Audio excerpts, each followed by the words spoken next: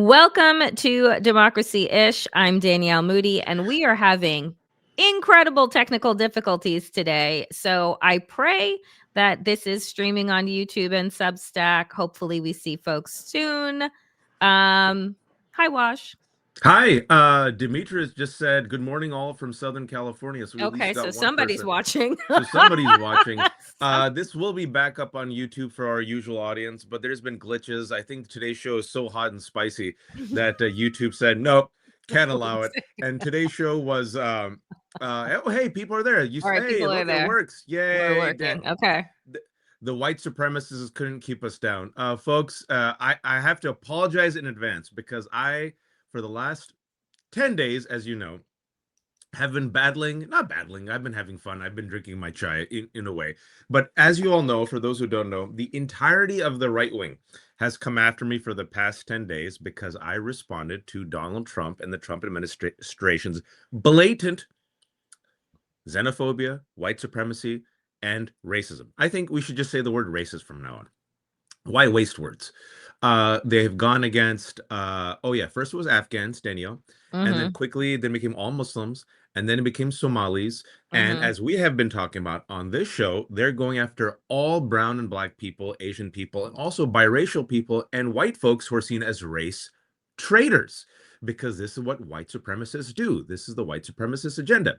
So I've been in the thick of it for the past, I think now 10 days, as the entirety of the right wing has lost their mind because hit dogs holler, Danielle. Oh, they've been hollering because I drank my chai and tried to be like Bugs Bunny, and I poked them and needled them and mocked them and ridiculed them and talked about why they're losers and they have a loser's narrative and they've already lost. We could talk about all that. But as it's happening, folks, Danielle, because she's not a masochist like me, because she sleeps on time, because she enjoys her nice coffee, because she has excellent skin, she could be 20 or 72. We have no idea. I look like I'm 85 years old. We don't know. Danielle could be 93. We don't know. Black don't crack. So in making up this show, I just compiled all the evidence that shows how there are white supremacist regime playing for all the marbles, and to make the case why they should go back because they are actually traitors to the United States, the Constitution, and diversity. And then Danielle texts me an hour ago. She goes, "Watch, I'm so depressed. What the hell? I took the weekend off and what?" I was basically, so I will say this. Waj, I tell him every Monday, Democracy Ish is like trying to drink water through a fire hose. And it is because I believe in self-care and management of my nervous system that I take the weekends off. So I'm going through the rundown, folks, and I'm just going to tell you, brace yourselves, because everything that is happening in America that happened between Friday when we logged off at 1 o'clock to today is pretty fucking awful. And I almost said, I don't know if I can do the show today because I don't have it in me. So I just brace yourselves. We're going to get through this. We're going to get through it together. And I have to remind myself that America is in a really dark place, but this country has seen absolute worse, which is what they are trying to bring us back to. But I want you to understand that for every bad video, for every bad thing that you are going to see, there are thousands of people that showed up for ICE training, how to defend against ICE in New York City. Thousands. They were at capacity. I saw it on social media. I saw people old, young, black, queer, white, folks, elderly, there to try and figure out how to protect their neighbors. I'm walking down the street. I'm seeing people handing out flyers to different companies, different businesses. This is how you act if ICE comes around. So I want you to understand that while we go through to keep you aware, there are also really good things that are happening that are bringing community together. So let us just, I say that, and now here we go. Wash, please, by all means. So we're going to get into this, folks, but I'm going to make the case why MAGA hates America. And specifically, Danielle, why these racists and the new MAGA movement hate the Constitution. I, in fact, will go a step further and say that they are traitors to the Constitution. And I will invite all of you to now be on the offense against them and call them traitors to the Constitution. They hate America, not me and Danielle and immigrants. They hate our freedoms. They hate our values. Let's start with the Constitution. We're going to talk about the 14th Amendment, but in the Constitution, it's very clear that if you're a child of immigrants, say, oh, I don't like me or Danielle. And suppose you're a parent is undocumented, or your parent is a naturalized citizen, or your parent is legally here but isn't a citizen yet, like, oh, I don't know, Melania Trump, and you have a baby. And suppose that baby is named, I don't know, Barron Trump. And he's the son of a criminal, a convicted criminal, Donald Trump, and a fraudster, and a man who partied with a pedophile. And his mom, Melania, is an immigrant. We still don't know why. We don't have all the answers, Danielle, as to how she got here. Why was she here, right? Like, why was she partying and working? Didn't her and her family get some kind of genius scholarship? Well, I'll tell you real quick. Before we get into this. So yeah, Melania, like, were you partying with Epstein? According to Michael Wolff, Jeffrey Epstein said the first time Donald Trump and Melania had sex was on his plane. Yeah. So anyway, those questions we still need to answer. But what we do know is that when she dropped Barron, anchor baby, when she dropped that anchor, she wasn't a citizen. She was legally here, but not a citizen. I just want you to know all these facts. It's very important because it reveals the game, especially when they do a compare and contrast, because they're so hypocritical. They lie so blatantly, right? That all the stuff they say, anchor baby, chain migration. Now, as Danielle said, after she became a citizen, thanks to the e-visa, known as the Einstein visa, given to those immigrants with extraordinary abilities that help the United States of America, she posed naked for magazines and is married to Trump, which is why she got the e-visa, otherwise reserved for, I don't know, brilliant students, conductors, artists, right? My father, actually, a criminal, got the e-visa. One of the first versions of the e-visa when he was here in the early 70s, which kept him from being deported. It's in my book. But anyway, that's what we have a lot in common, because, my parents are criminals. We'll talk about that later. And Melania got an e-visa, and I got an e-visa. So Barron Trump is an anchor baby. Why? His mother is an immigrant. Why? His mother was not a citizen when she was born here, right? All the stuff they say about us. Then, because she was a genius and got the e-visa for posing naked for magazines, what happened, Danielle? As Danielle said, chain migration. Her entire family came. Okay, who also came due to chain migration? Stephen Miller's family, Eastern European Jews, who also came thanks to chain migration. Wait for it. Donald Trump's father was an immigrant. Also, Mike Pence, and on and on and on. I just want you all to sit there and sit with that information for a second. Now, Daniel, can you go back to that? All right. They have been obsessed with birthright citizenship, which allows people like Barron to become a citizen if he was born here. It doesn't matter if his parents were undocumented or not undocumented. Stephen Miller, a white supremacist, most unelected, powerful, mini Goebbels budget German, says, of all the destructive and ruinous policies aimed at the heart of a republic, few could compete with birthright citizenship. Every illegal alien, foreign visitor, and visa scammer, merely by giving birth on U.S. soil, can access unlimited welfare for life through their American child and send the extra cash back home to support their foreign village. That same child is granted full voting privileges until 18th birthday, making illegal aliens and their descendants one of the largest voting blocs in the United States. Under birthright citizenship, a terrorist and his terrorist wife can commit immigration fraud, come here as tourists, perpetrate a terrorist attack, give birth, and have an American child. Birthright citizenship is an atrocity, flatly and flagrantly incompatible with any concept of nationhood. Okay, Daniel, suppose I say I agree. Time for Barron Trump to go back. I mean, so here's this is where I get really filled with rage, which is that everything that you just laid out showcases the complete and total hypocrisy, which at this point, I just don't have the energy to even point out anymore because it is just constant. And the reality is that we know this is how white nationalists and white supremacists have thought since the beginning of time.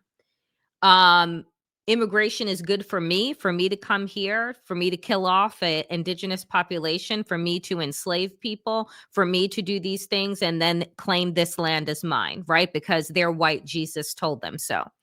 And then they spread their hate and their messages all around the country, all around the world, and then get to decide who now gets to come in based on their skin tone, right? Like, this is white nationalist, white supremacist thinking. And this is who these people are. I'm so fucking tired of the phrase racially tinged. I'm so fucking tired of crackpot journalists saying, well, we don't know what is in these people's heart. No, we don't know what is in their heart because they don't have one, right? And so when you see that the Supreme Court of these United States, the most corrupt fucking Supreme Court this country has ever seen, has now decided to take up the Tennessee Attorney General's appeal that is on behalf of 24 states, that is challenging birthright citizenship, that is clearly given to people in the 14th Amendment of these United States. The Supreme Court had no business taking this up, except they have decided to because they are fucking corrupt and they are put in place in order to push forward Donald Trump's agenda and let us believe that, oh, the institutions are holding because these white supremacists in black cloaks are now there sitting and saying, well, we'll hear this case because everyone should be heard. I want people to understand this is fascism. This is fascism enabled by the Supreme Court of the United States that is being led by a man whose entire career has been about gutting the Voting Rights Act and turning this country back on its heel from 20th century progress, and that is Justice John Roberts. There is also, and you'll say, well, what about Clarence Thomas? What about him? Not all skin folk are kinfolk. Everybody knows this. So do you think that this Supreme Court has decided to take up this issue that is very explicit inside of the 14th Amendment because they're going to affirm the 14th Amendment? No. And I can just tell you that they have already made their decision, that it is a farce what they are doing. But like, this is the kind of things that people are not paying attention to because we're being flooded with so much other shit. But here it is. Yeah. Go ahead and read this if you don't mind, for those who don't know. So respectfully, there is no debate. The Anglo-American constitutional tradition of birthright citizenship has been unbroken for centuries, except for Black Americans. Can you repeat that real quick, Danielle? Except for Black Americans. We'll get back to that. Which is what the 14th Amendment was intended to remedy and secure in perpetuity. It's been settled law since medieval England. So the below was the debate over birthright citizenship gets very abstrusy very fast. So now that the issue will be heard by the Supreme Court, it's useful to keep in mind that this what is and is not contested. Folks, they're revealing their entire racist supervillain plot. These are the world's most helpful Bond villains. There is no dog whistle. There is no whistle. There is no whisper. There is no euphemism. There is no, as Danielle said, whitewashing through racial trip-up, racial flare-up. They are telling you straight up. Just listen to Stephen Miller, the most powerful unelected white supremacist on earth. They want to end birthright citizenship, even though white people came here through birthright citizenship and became citizens. They want to end chain migration, even though Stephen Miller literally is here thanks to chain migration. They're all children of immigrants. By they, I'm talking about the white supremacists, because white people weren't here. White people. It's all a social construct. White, black, brown. It's all a social construct. We're all people. It's just melanin. It was created, these social constructs in the 17th century, to differentiate rich white landowners from everybody else. So they said, we're white and you're black. And white people weren't considered white in this country. What do I mean? The Irish, Daniel, weren't considered white in this country for a long time. If you're Irish and now you pass as white, go look at your history. We had signs in America that said, no black people. They weren't using black people for black people. It was the N-word. No dogs, no Irish. That's how much they hated the Irish. Even John F. Kennedy, when he was running for president, had to dispel centuries worth of like Irish hate by saying, I am more loyal to the Constitution and not the Pope, because he was our first Catholic president. Okay, Italians, now seen as white. This country hated Italians. Even in the 20th century, they weren't considered white. Benjamin Franklin hated Germans, Eastern European Jews who think they're white. Nope. Country hated you as well. Russians, country hated you as well. This is why it's so stupid. This whole concept of a master race, a pure race, Danielle, there is no such thing as a pure race. You do a 23andMe, we're a mix and mash of everything because everyone around the bend bred, mixed, traveled, right? That's why we're all these different skin tones. There's no master race. This is why white supremacy is lost. They want the pure race to survive. There's no pure race. They want white people to be on top. Define white people. It's a social construct. They are now terrified of the numbers. Elon Musk, for the past 10 days, Danielle, because you don't follow this, because you're not a masochist, just go look at his Twitter. Non-stop tweets about the white population declining, white birth rate, right? And then they somehow think they'll win, which is why it's so hilarious, because I'm like, have you seen the world? Most people are black and brown. And suppose, Danielle, they do win and they kick all of us out. What will happen if all black, brown, and Asian people are kicked out of America? Please tell me. What will happen that next day? I mean, other than the unseasoned chicken, the lack of culture. The country falls apart. The country will fall apart. The country will fall apart. It doesn't work, folks. So when I say that these people are traitors to the Constitution, that's your proof. These white supremacists, this MAGA movement. Now, it's not just Stephen Miller, folks. It's like Danielle said, it's at the Supreme Court. And the really dark humor that I have is, you don't have to go to law school like I did. This is a 9-0 slam dunk. This is like in the Constitution. Because I want to pull this up. Birthright citizenship is not in the Constitution. This is the argument that is being made by the Tennessee Attorney General. And Micah here says, so true, except for that one section where it is actually explicitly in the Constitution. 14th Amendment, Section 1. All persons born or naturalized in the United States and subject to the jurisdiction thereof are citizens of the United States and of the state wherein they reside. It is explicitly stated in the Constitution of the United States. So then again, I say, why is it that this MAGA-fied Supreme Court would take up a case that explicitly, right? Where is your argument? What is the argument? Right? So the argument then is to say, well, you white person, if you're from Finland, Norway, this or that, you get to be named as a citizen of the United States, because we're going to tell you what has actually been happening at citizenship ceremonies, these beautiful ceremonies that both of my parents went through, my grandparents went through that process of becoming citizens. It was the proudest day of their lives. And we'll tell you in a little bit exactly what is happening at these ceremonies. But like, essentially what they are setting up and what they want is that the dominant white race that they fantasize about, this fiction that they have in their minds, becomes the solidified only legitimate race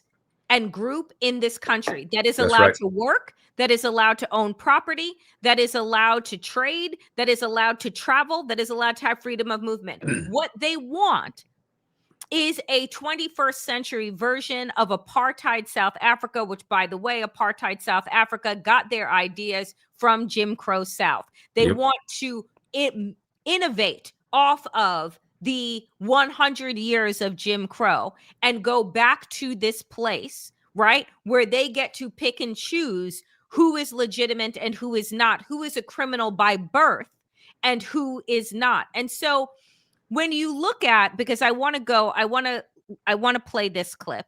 Sure. Which is of ABC News. News now, the Supreme Court says it will hear an expedited appeal of President Trump's attempt to end birthright citizenship by executive order. The court did not explain its decision, and the case will likely be heard next spring.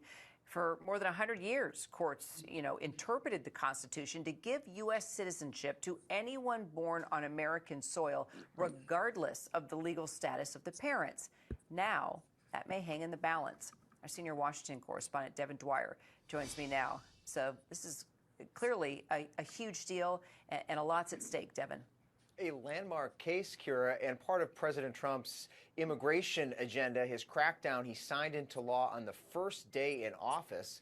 And it's not the first time that the Supreme Court will look at this issue. You remember just about a year ago, the Supreme Court heard a case involving the president's attempt to end birthright citizenship. But at that time, the justices were squarely focused on whether individual courts around the country could block the order while the litigation continued, and ultimately said that nationwide injunctions were not okay.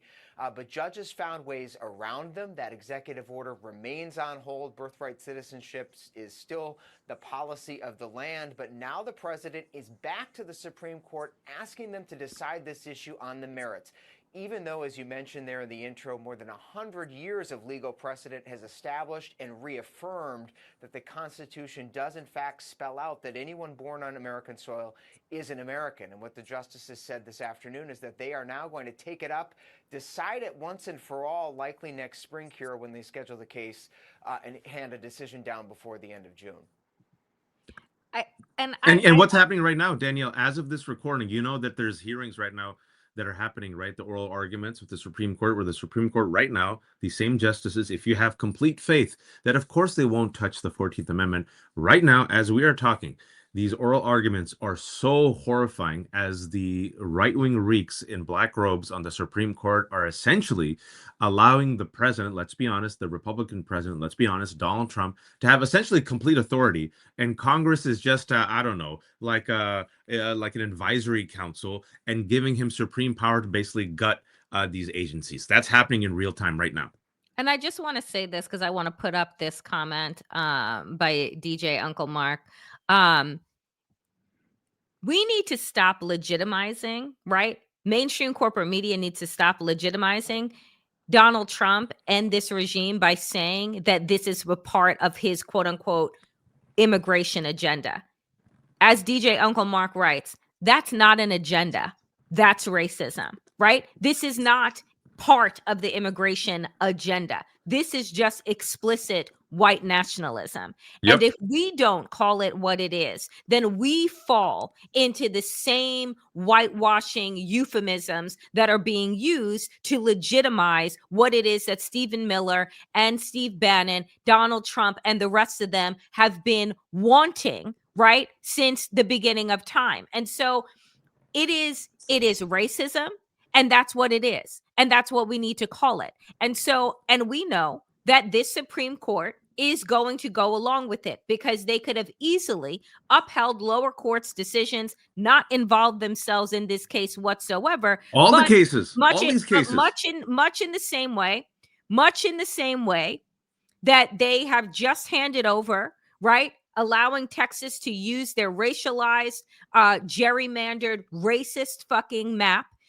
for midterm elections, knowing good goddamn well that they did not bring this by the people in the way that Gavin Newsom did with California and said, let the people decide if we should change these maps. No, because Texas is run by an authoritarian piece of shit, Greg Abbott. 40%, right here. This is now the state of Indiana. 40% of Indiana voters voted for Kamala Harris. Under this new map, they will get zero representation. The Republican Party hates democracy. The Indiana House passes proposed congressional map 57-41, sending it to the Indiana state. Do you see the little blocks of blue? They will now completely erase that at all. So everything that Donald Trump has said that he's wanted, get me 100 seats so that we have a supermajority, get me 3 black robes on the Supreme Court that I now own. When I continue to say that nothing is going to change the situation that we're in, that people continue to hold on to the idea of midterms as if it is going to happen in a legitimate, free, and fair way, this is the type of shit that I am talking about. We, the people, have got to decide that we have had enough. And my fear, Waj, is that 2026 is going to be the worst year on record that this country has seen in the 21st century. And that if these people in this country do not decide to band together for a national strike and fight back, we are absolutely done. This entire project is finished. Let's connect the dots, and my response to you goes back to the 1860s. There was a civil war. Why was there a civil war? Because when given the choice between moving forward in this imperfect nation and living in practice the professed ideals of the founding fathers, who were all white, let's be honest, slave-owning aristocrats, right, and landowners, rich white men, this country, a part of this country, decided, nah, we'd rather be traitors who secede and will fight to the death in the most bloody war America has ever fought. And America, as a young country, not even 250 years, has fought so many wars. We are a very bloodthirsty country. We love wars. The bloodiest war that we fought in is the Civil War, where the South said, we would rather die and kill our literal own brothers to be racists instead of, just giving black people their freedom. They said, no. We'd rather just secede and be traitors and own slaves. What did this country do? After these secessionists, these traitors to the Constitution, to the country, lost the war, our country said, you know what? Jefferson Davis and Robert E. Lee, you racist, treasonous losers, we're going to make you heroes. Yep. We're going to name monuments after you. Do you know how Highways, I know? Elementary schools. People always say, prove to me white privilege exists. I'm poor and I'm white. What are you talking about? My life sucks. I get it. This is my proof that white privilege exists. In order for me and Danielle to have a monument named after us, we would have to literally create monuments. We would have to be the discoverer of monuments. This country has statues and monuments after racist, treasonous, wait for it, losers. Yep. Losers of a war, okay? This country decided to destroy itself because they said we would rather destroy everything than give black people the right to vote. 14th Amendment. If you're born in this country, anyone, you become a citizen. Doesn't matter if you're all that immigration that happened here in the 19th century and 18th century, Daniel, wasn't that illegal when it was the whites? But I digress. You get to be a kid. And then America's like, whoa. No. If you're a black person, your kid will be a slave. Your grandkid will be a slave. Yep. You're a slave forever. Even if you're in a free state, you're Dred Scott, you're going to be a slave, right? Yep. And it was a Supreme Court, separate but equal, Plessy v. Ferguson. Supreme Court, Dred Scott, right? So we're seeing them trying to go back, as Danielle said, as openly and blatantly as you can see. Trust the evidence of your eyes and your ears, to 1855, when a specific type, a specific class of white men, because it wasn't all white people. If you're poor, you're going to get effed. We're going to tell you in a second how they effed you. They've always been effing you. We're at top. And then another thing I want to add, women. They're also trying to go after the 19th Amendment.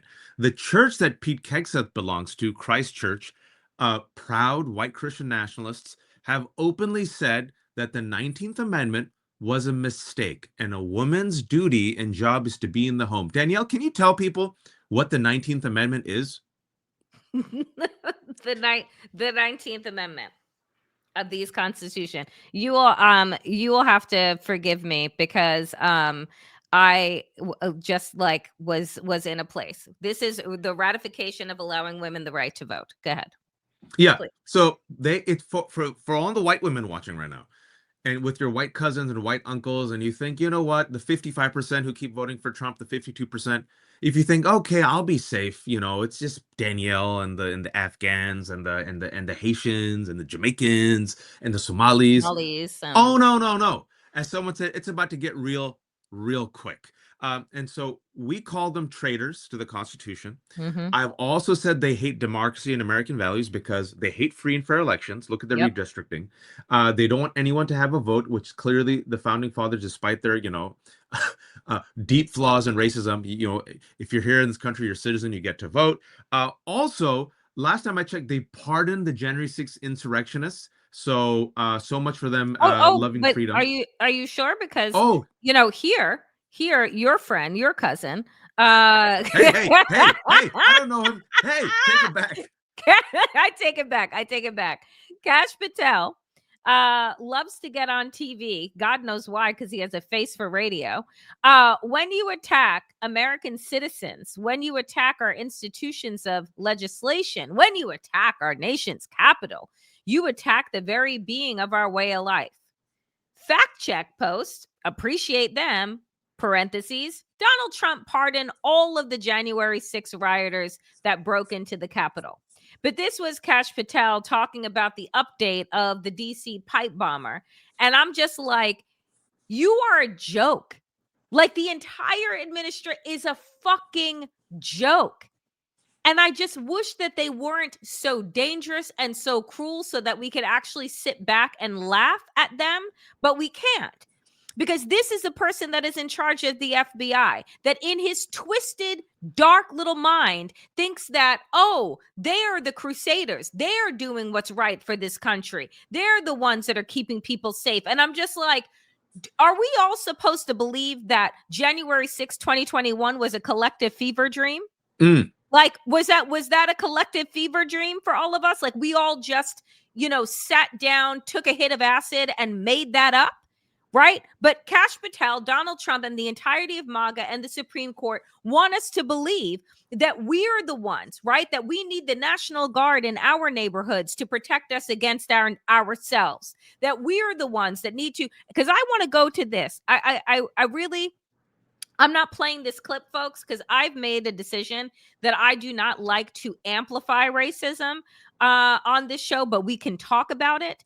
So here is Benny Johnson, one of the right-wing pieces of shit, white nationalist fucks that is at the Heritage Foundation and is going on and on about how, quote, diversity is not our strength. We must fight that poison and embrace our common American heritage. What the fuck common American heritage are you talking about, you fucking piece of garbage? Just out of curiosity, is it the common American heritage of the indigenous people that saved your fucking ancestors from dying off during their first winter in this country? Right? And they returned the favor by raping, skinning, and, kicking them off of their land? Like, the deranged thinking that these people have, like, literally can send me on one. We must fight against the poison and embrace our common American heritage.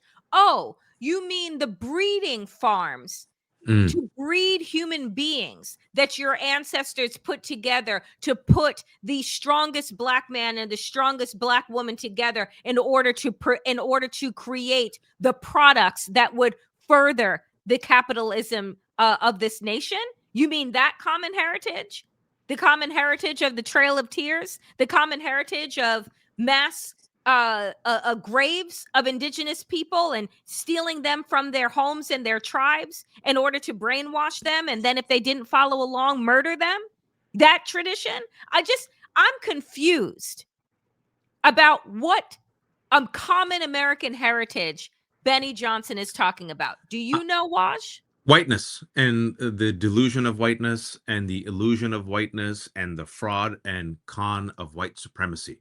Not white people, folks. You all know, our audience, and I think most white people know. I know for a fact most white people know, or those who self-identify as white. We're talking about white supremacy, common heritage, American sovereignty, right? Have you noticed these terms? These are white nationalist terms that are now tweeted out on the regular.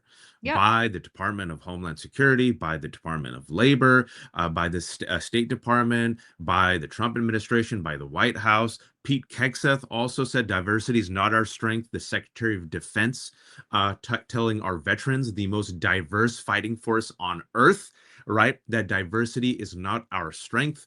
Why? Because they know in a multicultural America, which this country has always been, they can't compete with the rest of us. No. They're mediocre. Yep. They suck. Say Their it vision again. sucks, their story sucks, their narrative sucks, which is why they have to take through any illegal criminal means possible. This gives you the Trump administration. They have actively removed women and people of color from the administration, from positions of influence, who were the most qualified, and replaced them with a confederacy of dunces, the Pete Kexets, the Duffy.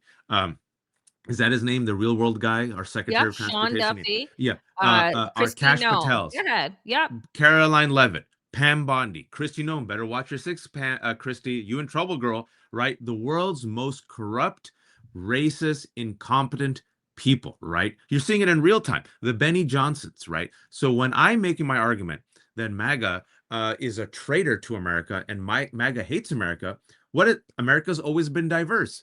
Always, even during the slave owning days, there were black people, Asian people, Chinese people helped build the railroads. The whites weren't considered whites. It was all different types of whites, Irish, Italians, indigenous people. There were black Muslims there because up to 30% of the slave trade that was forced to come here was Muslim, right? So Muslims have been here since the 16th century. This is a diverse country. So if you hate diversity, I'm going to make the argument you hate America and American values. If you hate free and fair elections, I'm going to make the argument you hate America and American values. If you are for the insurrection, if you are for this shameless, open, blatant redistricting where Donald Trump has literally said that I want 150 seats by any illegal means necessary, I believe you are against America. If you are against the Constitution, I believe you're a traitor to this country. So to me, you, MAGA right now, are actually the haters of America. And I'm here to say maybe it's time for you to leave. You clearly hate this country. Speak You on it. clearly hate democracy. You hate diversity. You hate free and fair elections. You hate voting. You hate everything. Everything about America that has made this country great. You hate everything about us, which is why my parents and your parents, Danielle, came to this country. You seem to literally loathe this country. So why are you here? Leave. Go to Hungary. Go to Russia. Like, leave. You know, and it's funny because you said, of all of the things you said, a light went off in my head when you said this country has been diverse since the very beginning. Yes. And for that reason, it is why we have the Electoral College. Can you talk about why we have the Electoral College, Waj? And why, when you even said the word, oh, they hate free and fair elections? Yes, they do hate free and fair elections. Their ancestors hated free and fair elections. And that is exactly why the Electoral College was created, to preserve, right, the dominance of rural white states in this country, so that it is an entire racist structure and system. Because you tell me, Waj, why out of all the different types of elections that we have in this country, at city council, mayor elections, governorships, why all of them are based on one person, one vote, the person with the most votes wins. But when it comes to the presidential election, all of a sudden we have this made up system called the Electoral College? Please. You're the lawyer. You said it. It is a archaic system that the rest of the world doesn't really seem to understand. Why we can't just go with the popular vote in such a diverse country with 340 million, and why certain states get certain number of electoral voters, and then based upon the Electoral College and the magic number, then that decides who becomes the president. And if you really break it down and look at past 40 years, who has overwhelmingly won the popular vote, Danielle? Can you tell them? Democrats. So even in 2016, who won the popular vote? Hillary Clinton. Who became president? Donald Trump. Even though Joe Biden in 2020 won by a record number of votes and beat Donald Trump by 8 million, it still came down to what? About 5 states in the Electoral College. So now it's come down to about 7 states. These are about 5 to 7 states. Let's name them. Wisconsin, Michigan. What's the other one right there? Pennsylvania.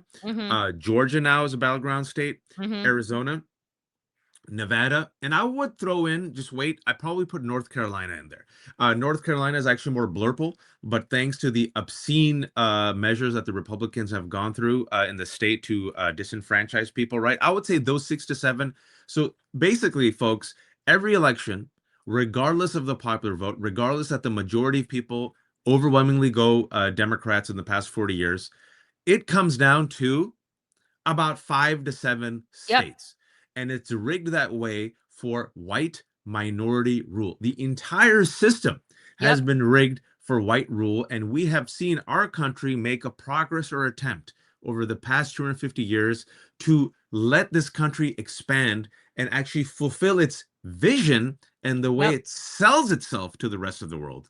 And they are trying to undo aggressively all the advances that were made in the 50s and 60s, which is why I've said that the worst thing that could have happened to them was Brown versus Board of Education that desegregated schools, which has always been the cradle. It's always been public schools and racism that has been the cradle of the culture war. And lo and behold, Danielle, the latest culture war that helped Republicans get back in power, it's all about trans kids in schools, woke, and DEI.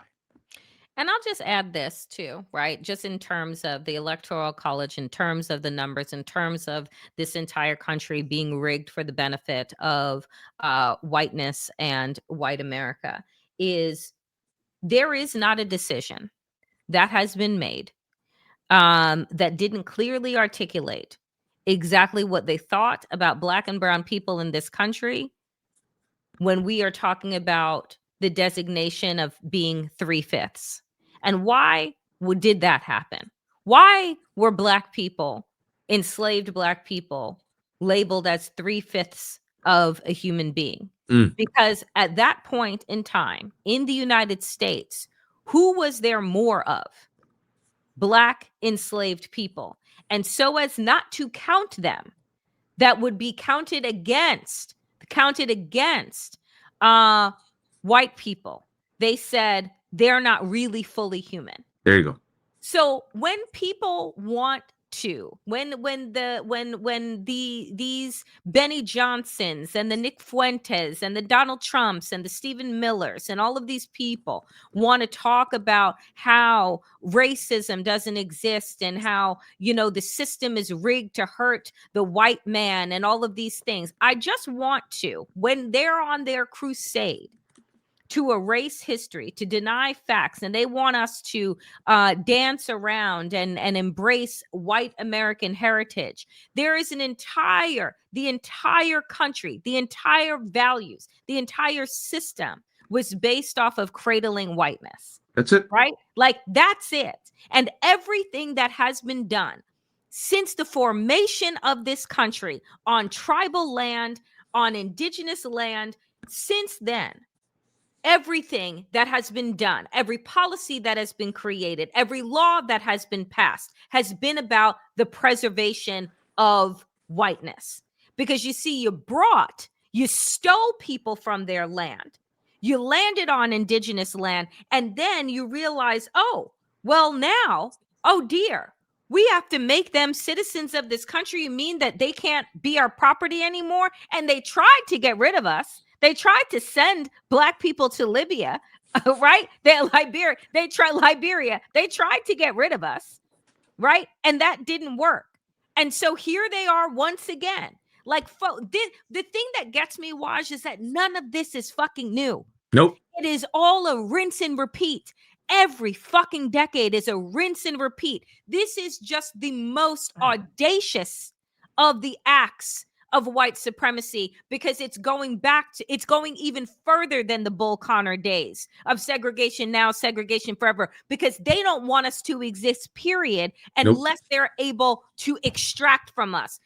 We are only as valuable. Black and brown people in this country are only as valuable as what the white man can actually take from us. And if they can't take, then they want us gone or incarcerated so that they can extract for free. That is what we are building towards. The death rattle of white supremacy has turned into a death march. As we have been saying for years, they're playing for all the marbles. It has been clear to the rest of us, with our eyes wide open, who do not suffer from a failure of imagination, who are true students of American history. Now I hope the evidence of your eyes and ears has convinced you, and now you can have, if you will, an investment in the imagination that the rest of us have, that you can see where this is going. And if you can't see it Just look at it. Just open your eyes. They are eliminating DEI. They are firing people left and right. They are banning books. They're openly saying diversity. Can you go back to Benny Johnson before I have to say this to you because you're going to love this. They're saying diversity is not our strength. They're trying to end birthright citizenship. They say we come from shithole countries. They're trying to denaturalize citizens, people of color who are here. They're kicking out people, even children who are citizens. ICE agents are roaming the street. They're promoting Nazi terminology such as remigration. But sometimes the universe corrects itself because this is an ideology, a narrative of not just destruction, Danielle, self-destruction. I want to say again, white supremacy is a loser's narrative. White supremacists will lose. White supremacists have already lost. Now, I'm going to give an example when it comes to money in a second, but this one is just some breaking news from today. I put this example up yesterday. I've been following Benny Johnson. And we just got some news about an hour ago, which is I have to share with you. It's just so good. Benny Johnson was a plagiarist at BuzzFeed. He got fired. Then he tried to make his career. So then he came into the right-wing ecosystem. Okay. He was part of Tenet Media. Tenet Media was later found to have been a front for Russia, meaning that Russia gave millions of dollars to set up Tenet Media. And then they gave talking points to Benny Johnson, Tim Pool, and David Rubin, who are these right-wing hacks. And then Benny Johnson, Dave Rubin, and Tim Pool got all this money. And they're like, we had no idea that we were allegedly parroting anti-Western, pro-Russian talking points. Oops, my bad. Now Benny Johnson, in his third incarnation, has reincarnated himself as a super hardcore white, conservative, masculine, traditional Christian male. He's trying to inherit the mantle of Charlie Kirk. However, this is so good, folks. There have been rumors, allegations, loud ones within MAGA, originating from MAGA for years, that Benny Johnson loves the grinder. That Benny Johnson allegedly is pounding dudes left and right while his wife is crying at Turning Points USA. And the person... Jesus Christ, watch. And the person who said that was the other former gay provocateur, Milo Yiannopoulos. Milo Yiannopoulos. And then after it came out, Saeed Jones, who's a black writer and editor at BuzzFeed, said, oh, this Benny Johnson. He went on Twitter and said, I remember him. I made out with him when we were both drunk in the closet, and I wasn't the only dude at a BuzzFeed party. And then today, folks, I had to say this today, about 2 hours ago, Benny Johnson is threatening to sue Milo Yiannopoulos for defamation. And then Milo clapped back in this epic post that I wanted to send to you, Danielle, but we were going live and I read it. I'm like, oh, he goes, I don't think you want to do that, Benny. I've heard a lot about you. So Milo just clapped back in this amazing post. So they're fighting amongst each other. And just, Danielle, before we move on, just your thoughts on that. So first of all, like, I had to, like, my ears like closed after pounding. Like, if your ears can literally close up and go inside of your head, that's where mine went. No, the funny thing about, like, it's interesting. There's a DJ Uncle Mark knows. If you want more, if you want your eyes to close, that's part of Milo's response. I digress. There is a content creator that I follow, Blakely Thornton.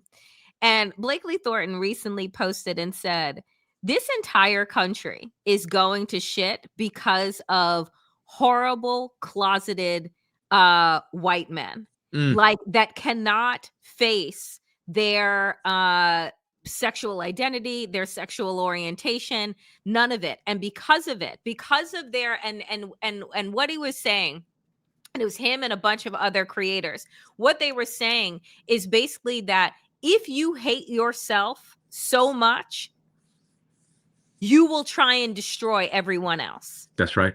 And so everything that we hear about these people in their accusations towards trans people, their accusations towards queer people, towards the LGBTQ community, is because when they see proud, queer people living their lives, it is an affront to the lie that they have trapped themselves inside of. And so because they cannot love and deal with themselves, they will destroy every fucking thing that they touch. And this is evidenced by Benny Johnson, by Lindsey Graham, by like all of these people that you've always heard quote unquote rumors about. And I'm not of the outing people type. I don't really give a fuck. I care when you decide to project your self-hatred out on the rest of us and then cause harm, because then it's all like, then fair fucking game. So Benny Johnson, my hope, I hope the entire fucking MAGA movement eats him fucking alive and spits him out, right? And I hope that they don't stop with him. I hope they go through the entire pack, because I'm telling you, when you look at these people, just think again. Elon Musk and the amount of fucking kids that he has, Donald Trump and the amount of kids and the amount of violence that they put out towards women. Why do you think that is? Right? And it is because of their hate of themselves, their hate of women. They have to prove their masculinity and their faux dominance. And that is why they do so much fucking harm. If the collective would just go to therapy, if the collective would just leave us the fuck alone, but no, this is why they manifest in the way that they in the way that they do. From the top down, Donald Trump, it's never enough. It's all projection all the time, right? Look at MAGA. We're going to be against child pedophiles and predators. And you just found out Donald Trump's spiritual advisor in jail right now. Why? For sexually assaulting a teenager. Jeffrey Epstein and Donald Trump allegedly partied with girls. Epstein, we know, is a pedophile. One of the January 6th violent insurrectionists that just got pardoned was arrested for, guess what? Sexually assaulting a minor. Every single week, there's a new pastor that comes out that is hardcore MAGA, caught with a girl, right? The hatred of gay people, especially in MAGA right now in DC, the worst kept secret is all these guys are closeted gay dudes, right? Allegedly, Benny Johnson, allegedly Matt Schlapp, right? All these men who talk about being Christian, hiding behind the cross for their sins, but not really changing. Pete Hegseth got his third wife pregnant when he was cheating on her when he was married to his second wife. His mom sends him an email that you never want your mother to send you, where she says you're a liar, you're an abuser of women, and he paid off a woman $50,000 that he allegedly sexually assaulted. It's all projection all the time. They are weak and fragile men following a weak and fragile ideology of white supremacy. They need this delusion in order to make themselves feel that they are powerful. Come on. Right? And they give themselves an enemy. The enemy has always been black people, but it's the rest of us. And white supremacy is that comforting ideology for fragile, broken men and women who know that they're weak and mediocre, but it makes them feel like they're superior. Look at even Hitler. I wonder, man, if Hitler did not get rejected from art college, right, and apparently had a micro penis, according to the latest story that you've seen, right? These are broken men, just like Donald Trump. It's never ever enough. And Danielle, can you stay 10 extra minutes today? Yes. Okay, so I want to talk about now. We're going to talk about we'll talk about it in a second. I want to talk about. I'm going to fast forward to talk about how this is so self-destructive, and then we'll go to the Usha and Melania of it all, because I want to talk about the hypocrisy. But ultimately, folks, when we say that white supremacy is destructive, it is also self-destructive. And now we're finally seeing the evidence. At the end of the day, the color that trumps even the color white in this country is the color green. Danielle, you love Harry. I love Harry. I love Harry. One day I hope to meet Harry here in New York. But so here's the thing, because I post his rundowns all the time. Trump went from +10 to -52 with under 30 and under 30s in terms of his poll numbers in under a year. Because we all have to realize, and this is the shit that keeps me up at night, all of this has transpired in less than a year. It will be 1 year, January 20th, 2026. So in under a year, and I'm going to play the clip for you. because I want folks to understand these numbers used to matter, but we are inside of a fascist authoritarian regime that has no intention of holding free and fair elections. They have no intention of caring for and tending to the needs of the citizens of this country. Because if you did, you would see these numbers and you would do the opposite of everything that you've been doing for the past 11 months, but that's not what they're doing. Take a listen. Donald Trump put in the best performance for a Republican presidential candidate among young voters since George W. Bush did back in the early 2000s. And, you know, he started off his term, his net approval rating among voters under the age of 30 at plus 10 points. Hey, that's pretty gosh darn good. But you come over now, according to CBS News YouGov, this isn't falling into the water. This isn't going underseas. This is going into a deep, dark, black hole. Look at that, minus 46 points. That is a shift on the net approval of 56 points in the wrong direction since February. My goodness gracious, you know I love looking at these swings, looking how the electorate changes. You rarely ever see swings. We like look this. at a lot of polls. We almost never see drops No. this big, this quickly. Yeah. Any sense of why? What issues may be driving it? You know, look, we've been talking about it. You were talking about it last segment with Mr. Matt Egan. It's the economy, stupid. I mean, just take a look here. Age 18 to 29 on Trump and the economy. Back in October of 2024, who did those under the age of 30 trust? Harris or Trump? It was Trump by 10 points, according to the Marquette University Law School poll. Look at where his net approval rating is now on the economy. I mean, minus 52 points, very similar to what we saw in the CBS News YouGov poll in terms of his overall drop in support on the net approval rating. And this minus 52, yeah, it's just stunning. It's just stunning. I mean, John is here with me. John, who, of course, ran a political campaign eons ago, is someone who studied political science eons ago. I don't want to make you seem that old, but he's looked at these polls as long as I have, and he's just as stunned as I am, because the bottom line is you rarely ever see shifts like this. Negative 52 percentage points. That is unheard of. That and another way to look at it, if he was plus 10 and he's gone to negative 52 in less than a year, it's been a 62-point shift. And folks, I want to make the case now, and we're just fast forwarding, but we're going to talk about the ocean of it all. White supremacy at the end of the day, don't take my word for it. Don't take Danielle's word for it.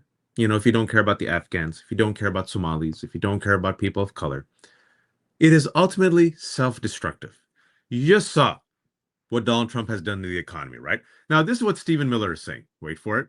The entire Somali refugee program is predicated on a lie. Destroying your own country doesn't give you the right to become a citizen in ours.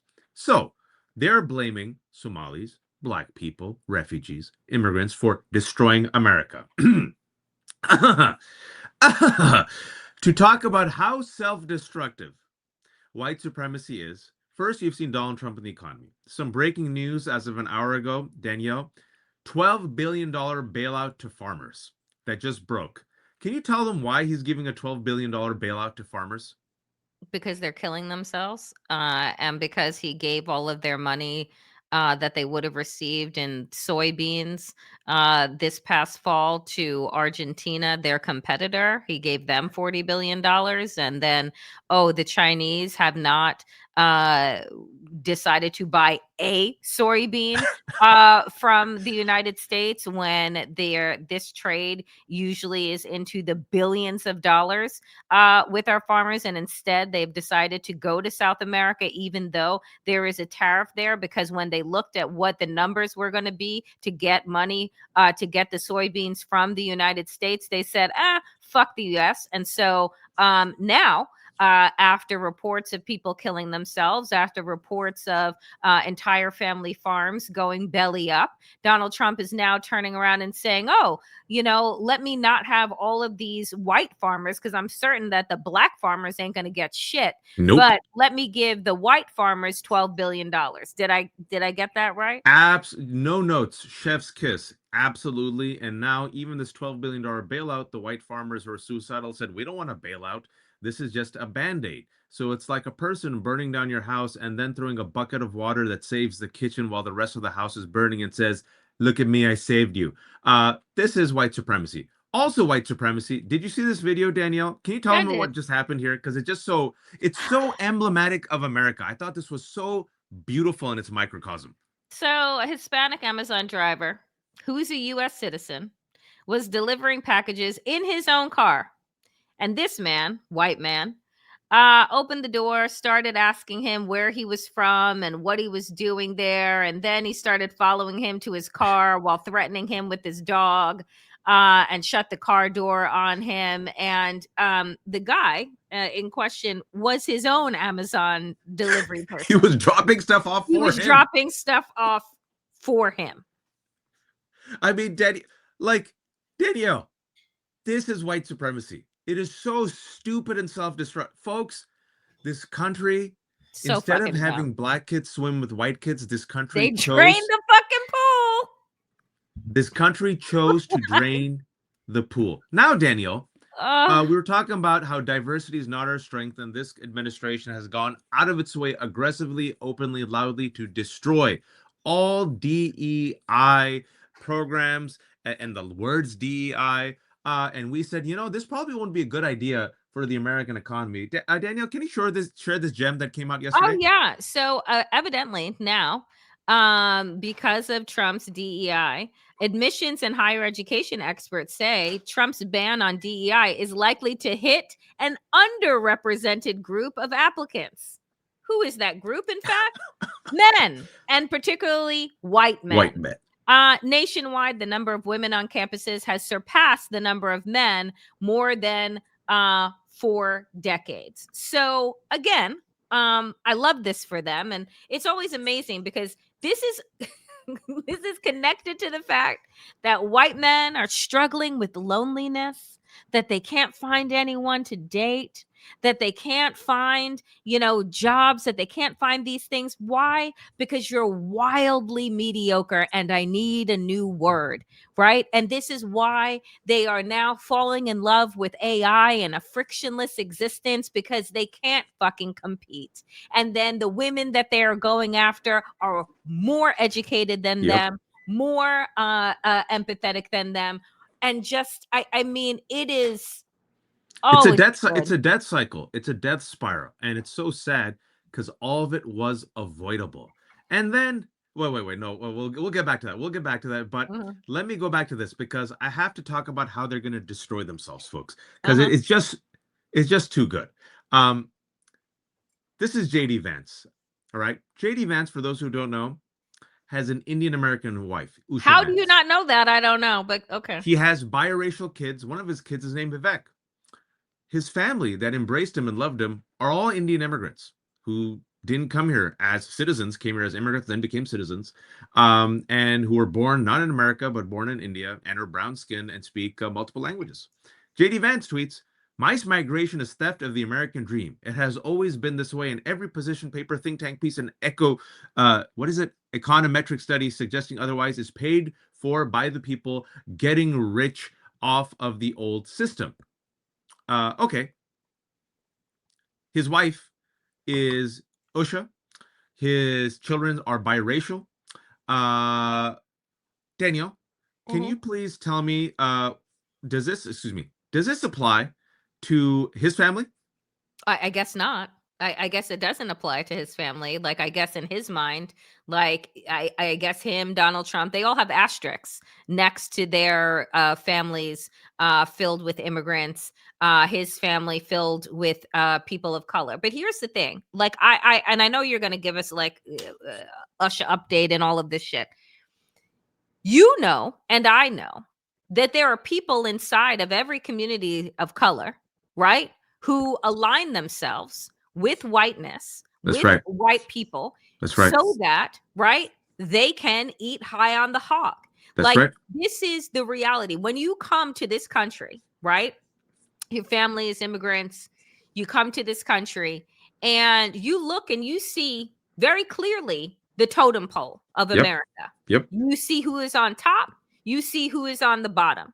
And there are some that believe that if they just do the right jig, if they just rid themselves of their accents, if they give themselves these white Anglo-Christian names, if they just do the right thing and they get entries into the country club, and they go to the right schools, and they hang out at the right parties, and they marry the right people, that then, right, they'll become the Nikki Haley's and the Vivek Ah, Ramaswamy's, and ah, they'll become the Clarence Thomases, and everyone will forget, like, oh my God, you're just so smart and funny. I almost forget that you're black. I almost forget that you're Indian. I almost forget these things. And they take those cloaked insults as a compliment yep, because they want to be white, that yep. they want to give up any pieces of themselves that showcase difference, and they want to assimilate. And so when they see these things, they're like,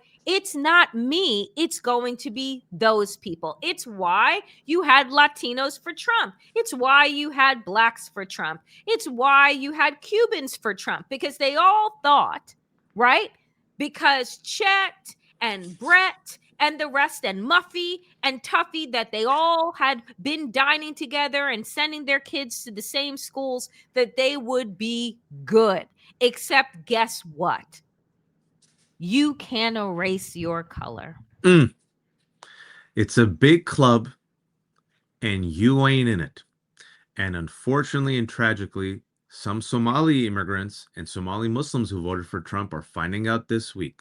Latinos are, black folks are, because, folks, the hypocrisy is so stunning. Donald Trump is married to an immigrant. Barron Trump, by their own definition, is an anchor baby. Melania Trump brought her family from Slovenia through chain migration. Usha and JD Vance have brown kids. He's a race traitor. Their words, not mine. His family is what? Immigrants. What? From India. Chain migration. That's okay. But you're not part of the club. And so this is what's happening. This is what they're doing with their hypocrisy and their cruelty in real time. A Somali American U.S. citizen was grabbed and detained by Trump's ICE goons for 24 hours. They sexually assaulted her and said, what could you be hiding under your hijab? And just like last week, Donald Trump, in his attack against Somalis, also mocked Ilhan Omar and said, always swaddled with her hijab. The extent of their cruelty and hypocrisy. Immigrants were kept from the citizenship ceremony as feds cracked down nationwide. These are people, folks, for those who don't know, they're already vetted. The most vetted people on earth, right? They have gone through the interviews, background checks, classes, citizenship test, right? The naturalization ceremony is literally one of the most beautiful ceremonies. It's what the rest of the world looks at and goes, Yep. wow, look at America, where anyone can come here, become a citizen. People cry. People bring their entire families. Yep. As they're at the ceremony, folks, I want you all to sit with this. The ICE agents showed up, and as they were lining up, they said, what country are you from? What country are you from? What country are you from?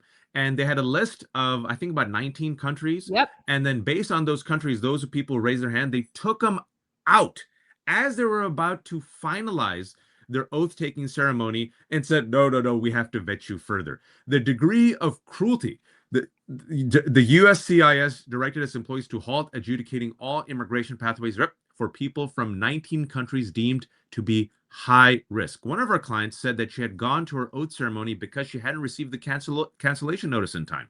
She showed up as scheduled, and when she arrived, officers were asking everyone what country they were from, and if they said a certain country, they were told to step out of line and their oath ceremonies would be canceled. And if that wasn't the worst story of the day, we're going to give you with hits, and then we're going to leave you with some mockery.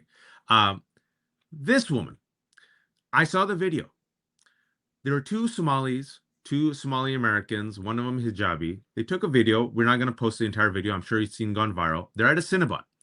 This lady says, yes, I am a racist, uses the N-word several times, proudly says she's a racist, knows she's on camera, looks at the camera. I saw the whole video. Says it. They're like, what's wrong with you, lady? You're going to get fired. She goes, I don't care. N-word, N-word, N-word. I'm a racist. What you going to do about it? Cinnamon, thank God, responded, said that this lady has been fired. This lady now also has been arrested in the past for endangering 3 children. This lady who looked at the camera and proudly said that she was a racist and used the N-word, and I don't care. She's an employee at Cinnabon. No matter how bad the customer is, I don't know, Danielle. Have you ever gone on an insane, unhinged rant calling people the N-word and saying that you're a racist when you're pissed off and you know people are filming you when you're an employee? Have you ever done that before? I haven't done it. No, Just because asking you. I'm not an unhinged lunatic. Same here. So you would think, and I predicted this, I said, just wait. I remember in May, Shiloh Hendricks, a white woman, was caught on camera just like this, and she said the N-word repeatedly, but not to a customer at a park, and the N-word she used was against an autistic 5-year-old black boy. Yep. Mainstream MAGA raised $800,000 for her. I said, let's just see. As of yesterday, mainstream MAGA has made this woman into a hero and raised $80,000 for her. To which I say real quick, if we can go overtime for a second. Danielle, I want to ask you this before we talk about the self-destruction and patheticness of white supremacy and mock Donald Trump. As you know, I've been in some hot waters last week, allegedly.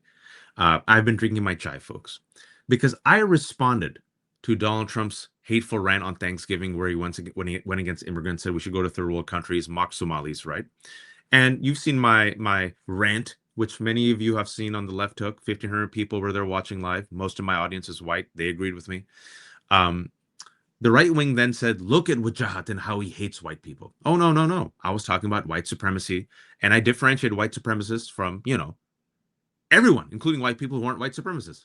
But if you're a white supremacist, I was talking about you. And guess what? Hit dogs holler, right? And I've had some people in my community who only saw that edited clip, and they said the following, Dan. And I wanted to ask you this. I want your thoughts. Why incite them? Watch. Why trigger them? Watch. Why needle them? This is going to be used against us. Oh, this is going to make more people into white nationalists. And my response is the following.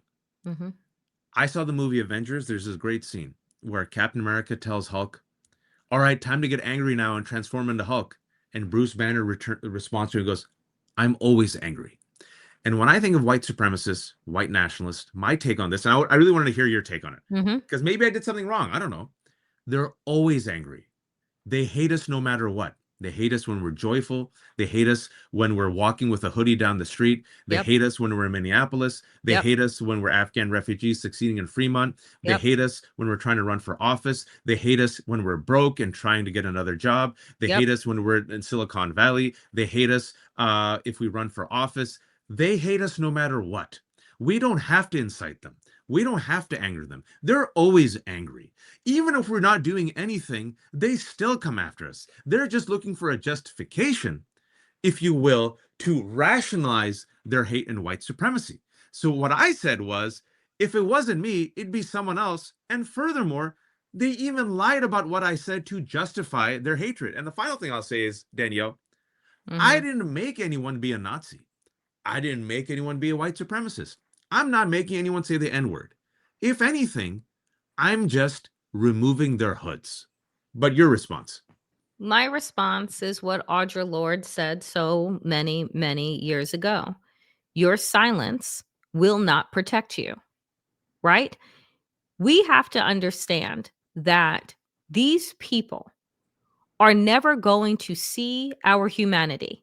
They are never going to stop with their desire to take this country down its white supremacist nationalist path.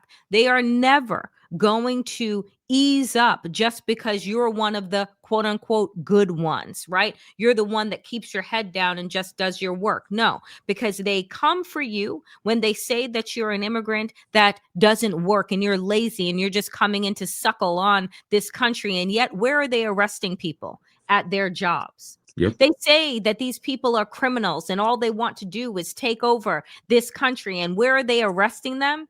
At court, where they are going through the right legal pathways in order to become legalized citizens of this country. Where are they pulling people out of line? At their ceremonies to become U.S. citizens, which takes many, many years to do so, many, many background checks. They say, do things the right way and you will be safe. So my response is, there is no amount of retreat that we could do. There is no way to make ourselves small enough to be left alone. So I say very clearly, fuck every single one of them. I will not hold my tongue. Waj will not back down. People are going to continue to speak out because you know what? Your silence is not going to save you. In the end, they are going to come for every single one of us. They just go in order of where the low-hanging fruit is. And so the idea is that they're going to come for Waj. Why?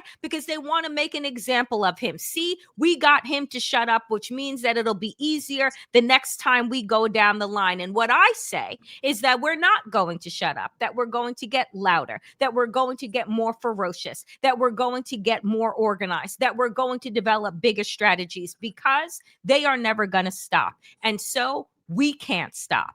And so for that, all I say to my friend Waj consistently is just keep talking and remain as safe as you can possibly stay inside of this country that was designed to kill and silence all of us.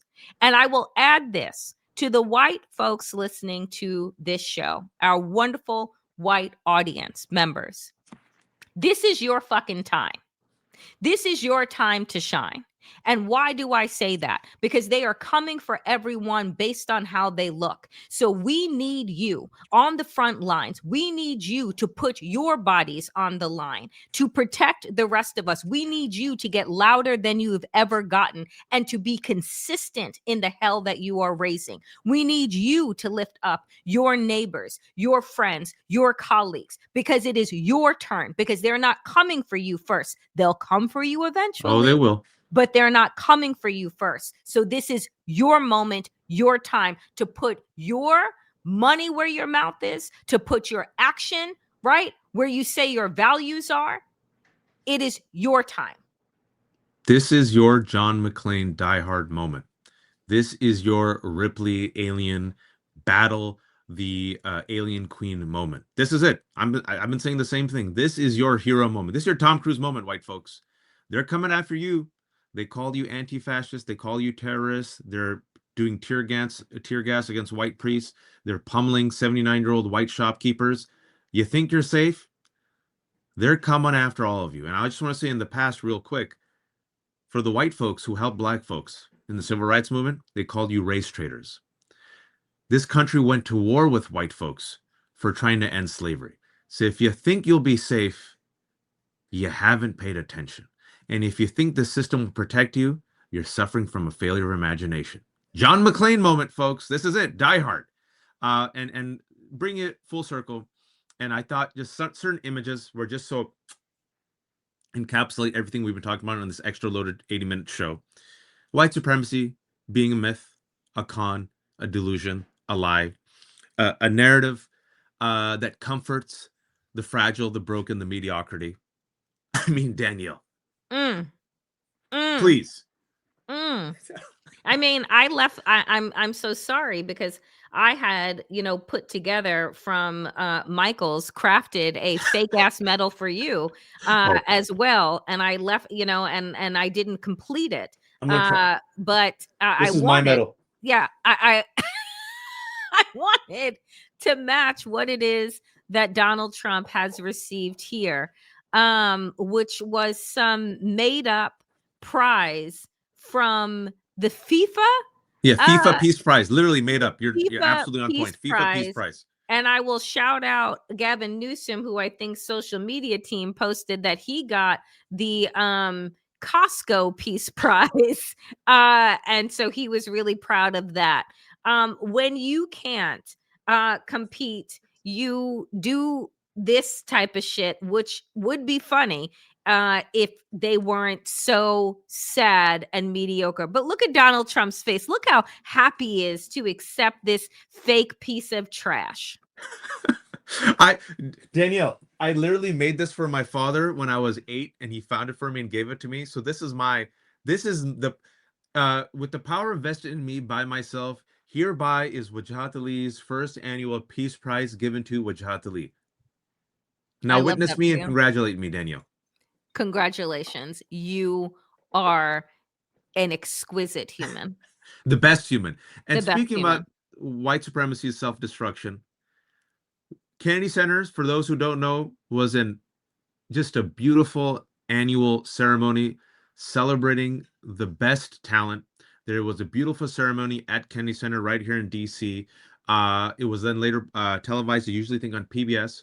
Donald Trump took it over when he asked, can you imagine receiving Kennedy Center honor next year? Folks, you think me and Danielle are crazy. Just trust the evidence of your eyes and ears. Danielle, what did he say? What that he was going to nominate himself. White supremacy. And then finally bringing it back full circle. Mm-hmm. Why white supremacy is ultimately not just destructive, so avoidable in its pain and its death, but finally self-destructive. Danielle. Ticket sales at the Kennedy Center plunged 43% after Trump's takeover, with empty seats, staff cuts, and artist boycotts, reflecting a documented decline in attendance and engagement. It is a travesty. The Kennedy Center is one of the most iconic and beautiful venues to see any type of, when I lived in DC, I've been to the Kennedy Center multiple times to see ballets, to see symphonies, to just experience like outdoor concerts that they would put on in the summer for free for the people of Washington, D.C. And Donald Trump destroyed the center. But that is what fascism and authoritarianism does, is that they look to destroy culture. They look to destroy everything that they touch, because they know that culture, when we hear and can connect through art, through music, right? That is what gives our society its oomph. It's what gives us its authenticity, its beauty. And in order to take over, you must destroy those things. You must not allow people to see themselves. You must not allow people to find community. You must not allow reflections of the truth. And that's why you go after culture and art institutions. That's why you go after universities and destroy them, because you can't have thinkers, right? You can't have people critically thinking and asking questions about the world around them. You just need sycophants. You need worker bees. You need silence, and you need whiteness. And you need a Supreme Court. Washington Post just published 2 minutes ago, the Supreme Court poised to expand Trump's power over independent agencies. The justices, the extremist reeks, seem likely to allow the president to fire a member of the Federal Trade Commission, a ruling that could limit or overturn a 9-decade-old precedent that insulated some agencies from political influence by the executive. And I want to remind you all that this same Supreme Court said Joe Biden was overstepping his authority when he tried to forgive student loan debt. White supremacy is self-destructive. Folks, this was an extra super long show. I kept Danielle longer than I thought. I'm going to be on with Deborah Shushan in about 2 minutes. I hope she's listening, and I'll be there, Deborah. And what that is it's going to be an extension of this conversation, but specifically about why there has to be an alliance between Muslims and Jews to fight against genocide abroad and fascism at home, because they're using anti-Semitism and Islamophobia, as you have seen, as a vehicle for white supremacy and fascism. And there's a divide and conquer moment, and too many people are being sucked up into the vortex without realizing what they're actually fighting, which is each other when they should be fighting the oligarchy. So we're going to talk about that. It's very important. Deborah is brilliant. And folks, you've been watching this on Danielle's YouTube channel.